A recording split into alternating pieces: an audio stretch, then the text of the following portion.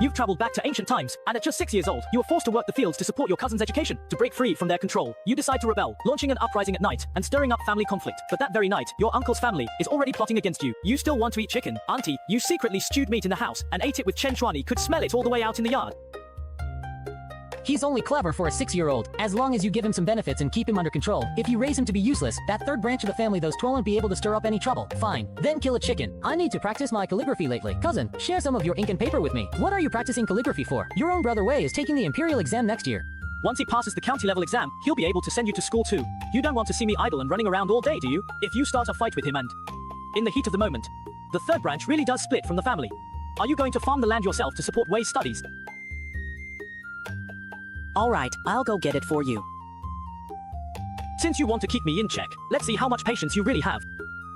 In the time travel novels I used to read, the main character would either whip up an AK at the slightest disagreement, or be a prince right from the start. Becoming an emperor is definitely out of the question for me. I've got no means to protect myself, and even if I had a profitable business, I probably couldn't keep it. I'd better just honestly try drawing some illustrations for storybooks and see how that goes. Some well-printed books do come with a few illustrations, but most don't. When I pick up the brush, I just freeze up. The classics everyone knows, like Journey to the West or Water Margin, were mostly banned books during the feudal dynasties, so there's no way to start with those. After thinking it over, luckily, Romance of the Three Kingdoms isn't a problem and sells well. Nobby finished quickly. As it dimmed, he put away the scroll and stepped out. The aroma of chicken soup wafted in, and he called, "Ma'am, smell the chicken soup? Humph."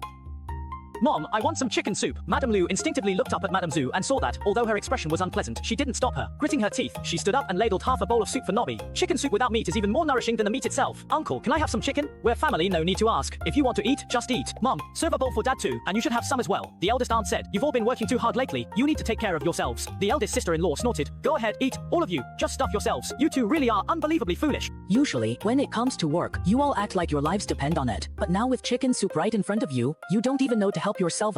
An old woman, still have to do it for you. Muttering complaints, Madame Lu stood up and served a big bowl each to Sanson and her daughter-in-law, then served herself a bowl and sat down to cool it. "You've eaten up all my meat. Today, my mother and I raised the chickens for the family, so how did it become yours? Are we even a family or not? What are you shouting about? Aren't there still the chicken head and feet left?" Trying to win me over with sweet words, huh? I hope you can hold out a little longer. Hey. The next morning, when it was time to return to the prefecture after breakfast, Xia Ren thought to himself, too bad. He only managed to hold out for a day, but he didn't say anything, just finished his porridge, and headed straight into his room. In the blink of an eye, 6 days had passed, and Xia Ren had finished 3 illustrations. That night, Xia Ren looked at Chen Deshou's shoulders, which were a bloody mess, and felt that this family really needed to split up. I saw the eldest aunt and brother Chuan hiding in the house eating pastries. I could smell the aroma even while lying at the door. You go ahead and pamper yourself. I'm out in the fields working myself to death. My son can't even get a piece of pastry, so what's the point of working so hard? Maybe there's only one piece of pastry. Yesterday, the eldest aunt cooked a pot of meat in the house, and she and brother Chuan finished it all by themselves. Dad, I know how to eat meat too. I can eat pastries, eat eggs, eat sorghum rice. Xia Ren. With every sentence, Liu Shi's face grew darker. I can eat these things too.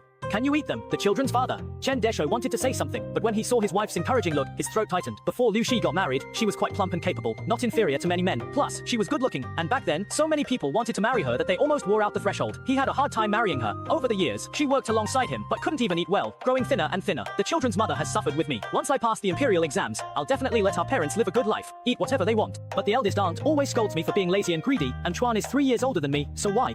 Working in the fields, yes. He's our only son and the head of the household. Can you really bear to see him end up like you, pulling a plow for the rest of his life? Xia Ren was stirring up trouble, trying to split the family. In less than 10 days, there wasn't much affection to be built, but these two were allies he needed to win over. At this moment, seeing the tears in Liu Shi's eyes, Xia Ren realized that Liu Shi was a mother. She didn't need him to work so hard. She would always stand by his side. If my father hadn't died, I wouldn't be living like this. My son's father is still alive, and he won't have to pull a plow in the future. You also want to send A Ren to school. Only by studying can one avoid the hardships of working under the sun and wind. Then let's just live on our own. But with mother still here, it's not easy to split the family. Looks like, if we want to separate, we'll have to deal with the old lady first.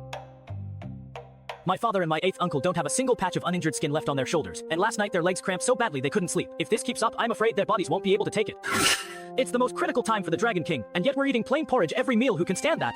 So, Aunt, we need to find a way to make money to help my parents recover. If we sell my paintings, we'll have money. You know what good paintings I can make. Aunt, I was raised by a scholar, and he taught me how to paint. There's no one in 10 miles around who paints better than I do. If you don't believe me, just take a look. As soon as she heard Master Zhou's name, Mrs. Lu was half convinced after all. The master was said to be the reincarnation of the god of literature. When Mrs. Lu saw the painting, she couldn't hide the joy on her face. Seizing the opportunity, I painted a rosy picture for her, and Mrs. Lu packed up her things and took me to the county town. To enter the city, everyone has to pay 1 coin. Even if I'm just a child, I still have to pay. Sir, I'm just an old woman bringing my grandson to sell eggs, just hoping to get something to eat. I don't have any money on me. Could we pay with eggs instead? I'm not the one collecting things at the gate, so if you give me eggs, how am I supposed to report to my superiors? Please, have a little mercy. 3 eggs can be exchanged for 3 coins. If you can't sell your goods today, I'll give you a good spanking. Shrimp chose the biggest number, 4, full of fighting spirit as he went in, but was politely asked to leave. Shrimp wasn't discouraged and went straight to the second shop, only to be asked to leave again. This continued until the 4th shop. As soon as he entered the bookshop, he sensed an air of dilapidation. Do you accept illustrations from Romance of the 3 Kingdoms? He asked. No way. This old woman actually has the voice of a child. Could she be an old demon? Maybe she's taken a fancy to my youth and good looks and wants to suck away my vitality. Don't come any closer. Shopkeeper, there's a monster, an old demon. How could there be a monster in broad daylight? Right here in the shop, luring me in with a face like an old book cover. Where's the old demon? Granny, did you see a monster or not? She's the monster. She just spoke to me with the voices of 10 children. These flowers must be fake. It was me who spoke. Old sister, you can see for yourself that there aren't any customers in the shop. Now we can barely pay the staff's wages, let alone have money to print books. Do you want to see my painting of the Oath of the Peach Garden? I've seen at least a dozen different illustrations of the Oath of the Peach Garden. What's so special about yours? My painting is a treasure. Better than any version you've ever seen. If you don't look, you'll be missing out big time. Really? Then show this young master your precious treasure. Oh, now you're talking. Seeing that he was interested, Shiren immediately took out the other 2 paintings as well. How about selling me 1 painting for 300 big coins? 1 painting for 300 big coins, that's worth as much as the eggs I'd have to steal for half a year.